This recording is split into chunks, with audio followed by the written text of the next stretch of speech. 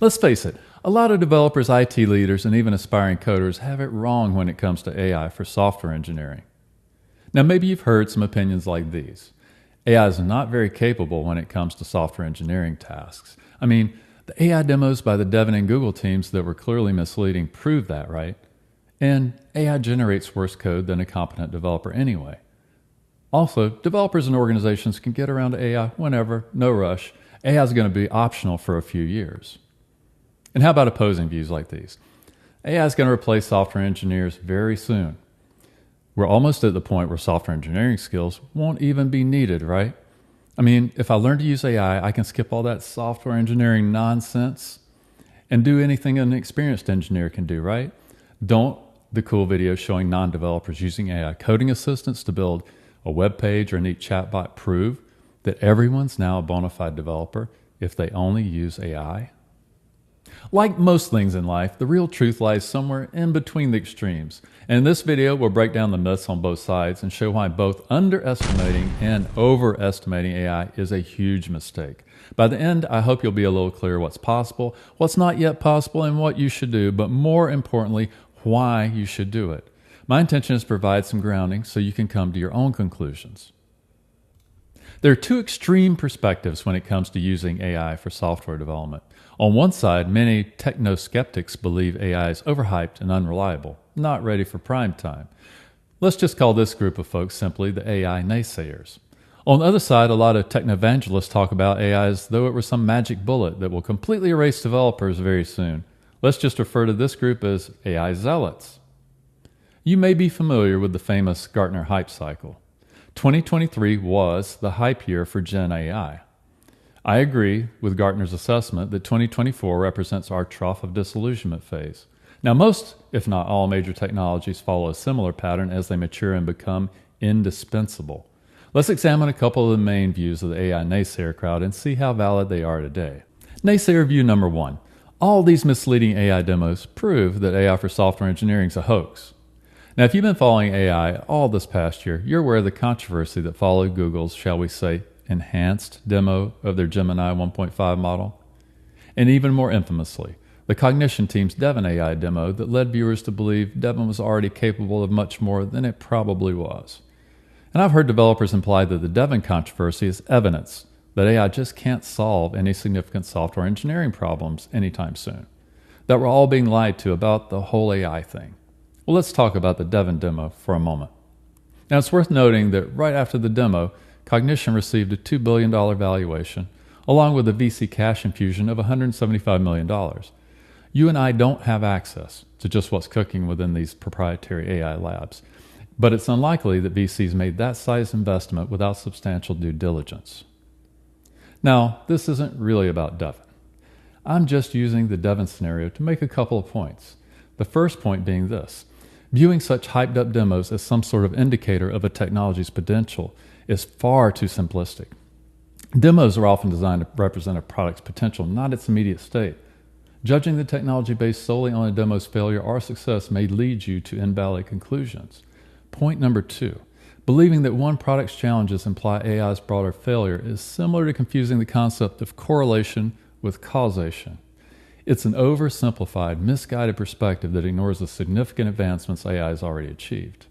Now, all the speculation aside, we see plenty of real developers using and discussing and showing just how they've accelerated their work with the help of AI already.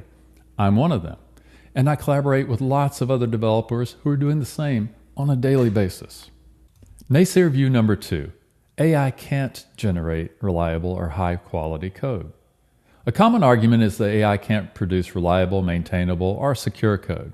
Now, this may have been true in mid-2023, but let's consider this. If AI truly couldn't generate high-quality code, then how are developers like myself and countless others I network with using it to do just that every day? Could it be that we've just forgotten what high-quality code looks like? But let's take a quick peek at some real examples of AI-generated code to see. Now, just to show a couple of quick examples of the kinds of code and related tasks current AI is quite capable of, let's look at a couple of apps completely generated by AI coding assistants. In both cases, all the code, all the tests, all the documentation, and diagrams were 100% generated by AI coding assistants. And the assistants also fixed their own bugs when there were issues. I did not write a single line of code for these, nor any documentation. Now, this Python repo was a result of this previous tutorial on our channel. Notice how the functionality has been nicely separated into various files.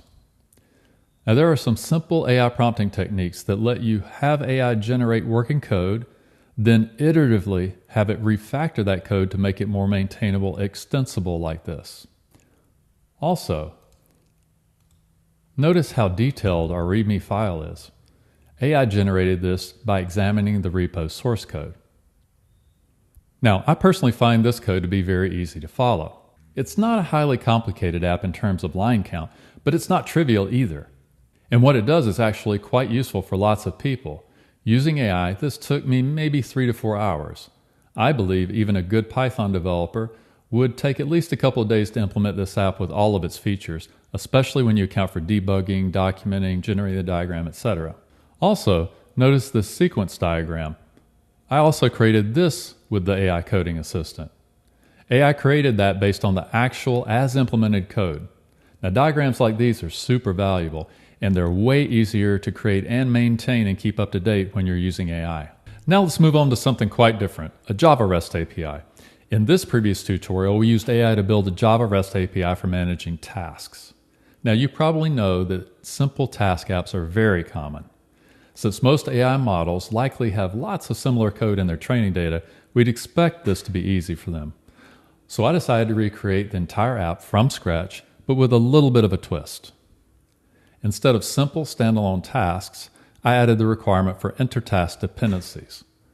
So now users can link to tasks and require that one task be completed before the other task can be completed.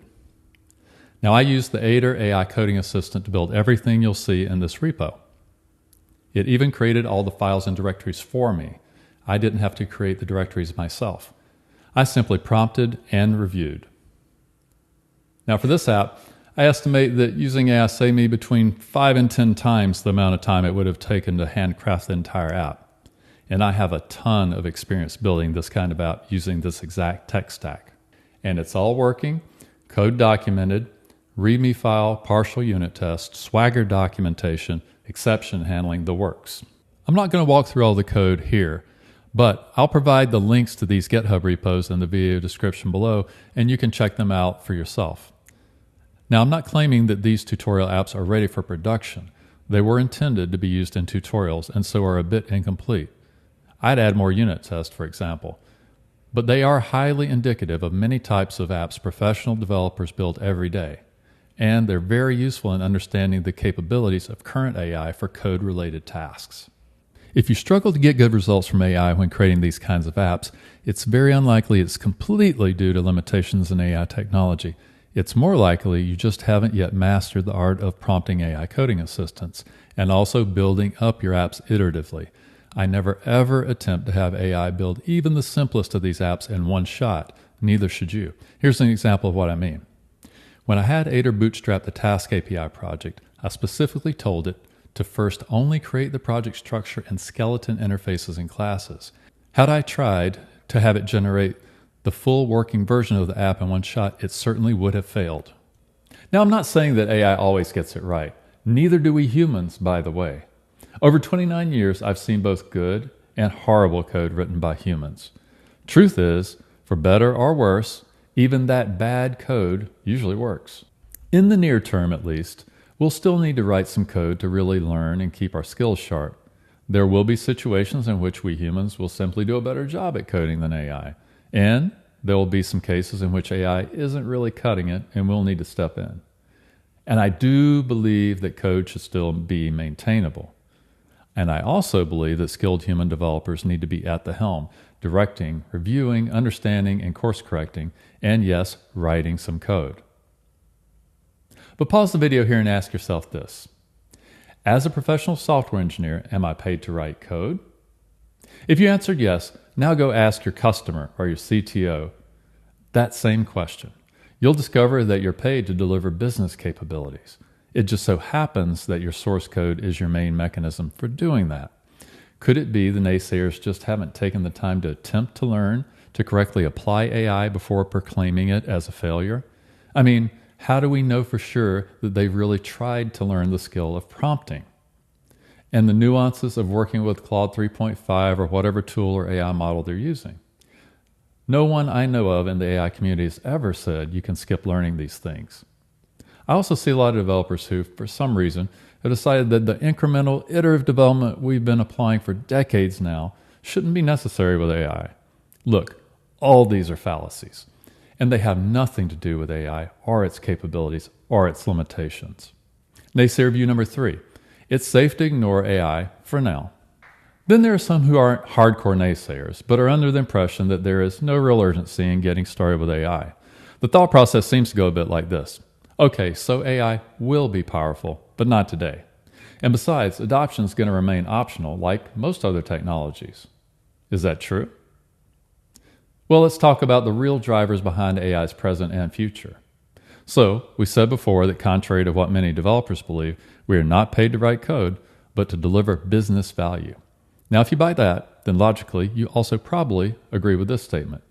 If a consumer or a business entity can achieve a high-value capability in much less time for much lower cost with sufficient quality and maintainability in the long run, they will choose this option. And notice I use the word sufficient when I refer to quality and maintainability. That was very intentional. As with bulletproof cybersecurity, perfection in coding is pure fantasy. I'm basically saying this.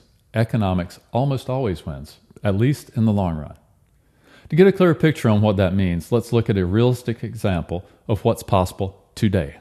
We'll use a popular open source AI coding assistant project called Aider to help us out here. Now, I'm using Aider as an example mainly because I don't have access to similar statistics for any commercial project. Each time the Aider team releases a new version, they report how much of the updated code for that release was generated by the Aider tool itself.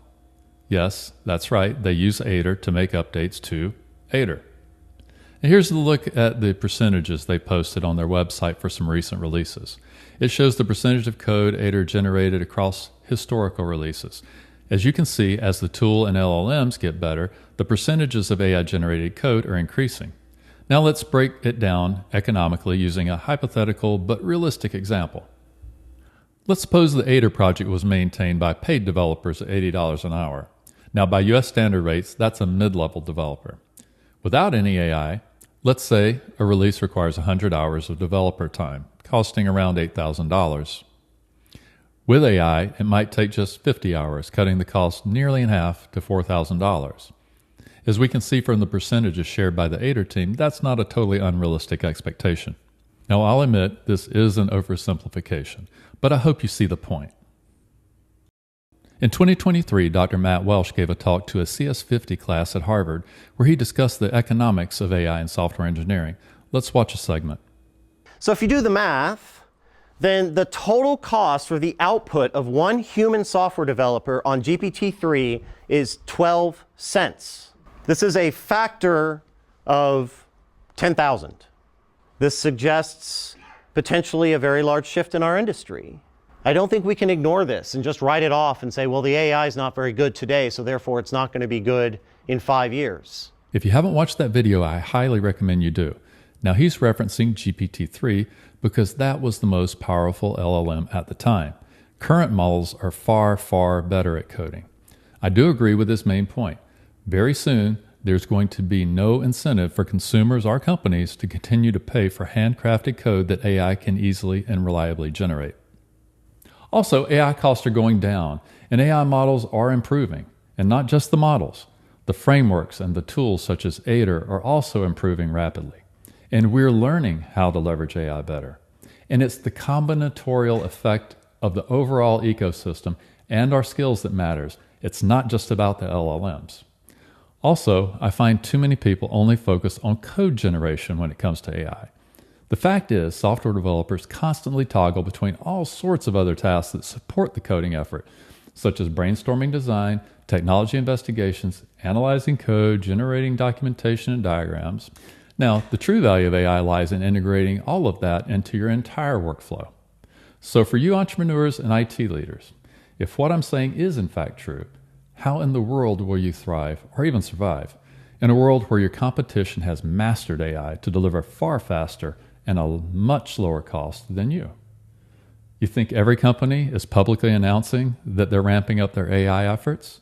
We all know that some are holding that close. So if your master plan is to play wait and see and then hire a consultant to spin up an AI capability fast later, that's not the way it's going to work. Learning and integrating AI will take time. Is it possible that you're underestimating the impact AI is going to have on software engineering, thinking it's going to be optional? And now for the AI zealots. They believe AI is a magic bullet, a panacea. Now, I'm not referring to people who are excited and hopeful about the promise of AI. Those folks are awesome. I'm referring to those who refuse to look at the facts and only believe what they want to believe.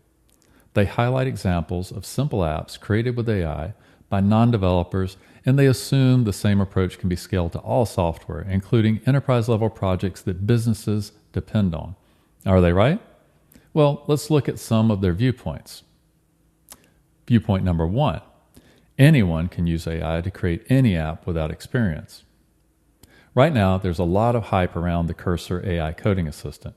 And the belief that we're on the cusp of anyone with no engineering skills at all being able to create any type of application is being fueled by stories like this one, where an 8-year-old used Cursor to create a Harry Potter chatbot.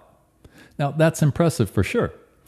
And it shows promise for inexperienced developers for certain types of apps under certain circumstances. And I'm a huge fan of AI coding assistants, as you know if you've watched my tutorials. And I'm excited by the opportunities they provide for newbies to build some apps and accelerate their learning. But is AI plus a cool coding assistant really enough to allow brand new developers to bypass the need to learn to think like an engineer? Well, let's look at a few very common scenarios. In one of my earlier tutorials, after building a REST API, I ran into a security issue. CORS. Now, would a novice developer likely know enough to even guide the coding assistant in addressing a CORS issue?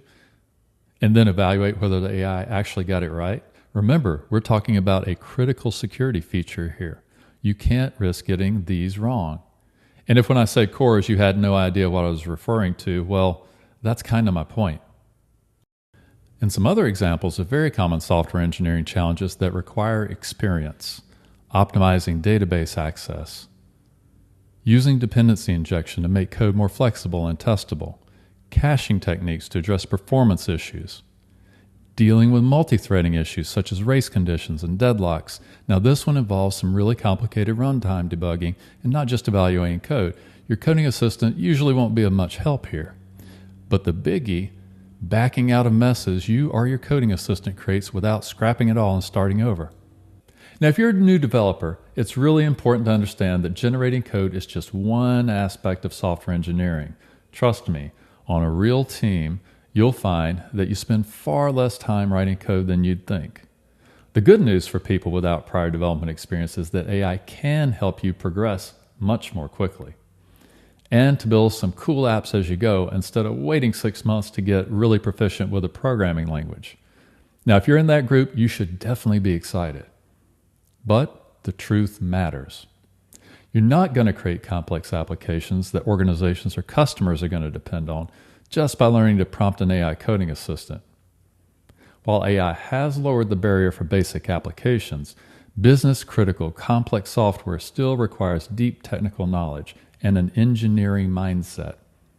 I'll share some suggestions for those who want to accelerate their engineering learning curve in a few moments. Now, many AI zealots also believe that AI is going to replace developers. They believe that AI will replace developers entirely and very soon. I mean, it's not hard to find a video announcing, quote, the end of the programmer. Now, earlier I made the claim that companies like Cognition and others certainly have more advanced AI tech than we know. But I still believe the advancement here will be incremental. I don't see any reason we'll go quickly from where we are today to fully autonomous, reliable AI agents just easily and cheaply building and deploying all our software. But even if tomorrow an AI lab did announce they'd internally achieved all of this, the world wouldn't change overnight. I mean, for one, it would be such a huge deal. People and companies would need a lot of convincing and over quite a bit of time. And it wouldn't likely be cheap or turnkey. Lots of pieces would need to be put in place over several years to make widespread adoption a reality. There's a big difference between what's possible and what's deployable. And even very advanced AI would certainly have many blind spots and limitations. So while AI is certainly advancing, it's still just a very powerful tool that enhances software engineering work. Human oversight and expertise are needed to ensure AI's output meets business needs in a safe and reliable way. Now that all means that at least for the foreseeable future, software engineering skills will be an absolute must. And I believe it's even possible these skills will become even more important, at least in the near term. So far, we've looked at some viewpoints held by both AI naysayers and zealots. All this is good discussion, but you need action. Here are some things for you to consider. My number one recommendation is to act now. If you wait until AI is fully mainstream, you'll be too late. I'm talking to engineers, entrepreneurs, and IT organization leaders. The early adopters, the ones who are learning and integrating AI right now, will be the experts when AI becomes mainstream for software engineering. They'll be the ones commanding top dollar, getting the most interesting jobs, beating the competition, and leading the industry. Why? Because AI technology is large and it's diverse and it's complex. The fast follower approach that has worked for some companies, such as Apple, is very unlikely to work for you or your organization. The people who learn something complex early and over time always become the thought leaders and go-to experts. Now, another suggestion I have for you is to think big but start small. Now, this applies to individuals and organizations. For organizations, trying to implement an AI governance program before you've even gotten your feet wet with AI is a really bad idea. How can you possibly govern something as complex as AI without first really understanding it? And how will you understand it without experimenting with it? Just by reading about it, or taking some courses, or asking an AI consultant how it all works and to help you fast track it? That's unrealistic. As Kevin DeWalt, CEO of Prolego, says in this video, the way to get going is to start your first AI project. Also, even if you can't see it now, the world is changing in ways that will no longer allow you to slow roll leading edge technology adoption. Those days are numbered. Instead, learn through low risk, easy to implement pilot projects that could deliver significant ROI. Learn from those, then implement governance policies that make sense based on what you learn. Another suggestion, approach AI as a tool, not a replacement. View AI as a tool to augment your skills and your staff, not replace them. AI can handle many tasks, but it still requires human expertise to guide it and refine its output. And as I've stressed in other videos, I do not recommend anyone become hyper-dependent on AI. Another suggestion, for new or beginning software developers, I promised earlier that I'd share some recommendations for those who want to accelerate their progression towards becoming a complete software engineer. If you just want to build some fairly simple apps, you can likely get away with just getting really good with an AI coding assistant, along with a bit of skill in a couple of programming languages such as Python and JavaScript, or a no-code platform for that matter. But if you want to go beyond that, you must ignore the hype, mainly driven by marketers, that's trying to convince you that AI coding assistant or technology X will make you an expert-level software developer within a month or two. It will not. That will only let you create a lot of really bad code really fast. And that code may actually seem to work at first. At first. AI coding assistants can certainly help you accelerate the process of becoming a proficient software developer.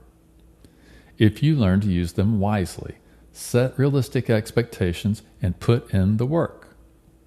Now, other than this, if you want to expedite your path towards becoming a true software developer, you might consider one or more of the following options.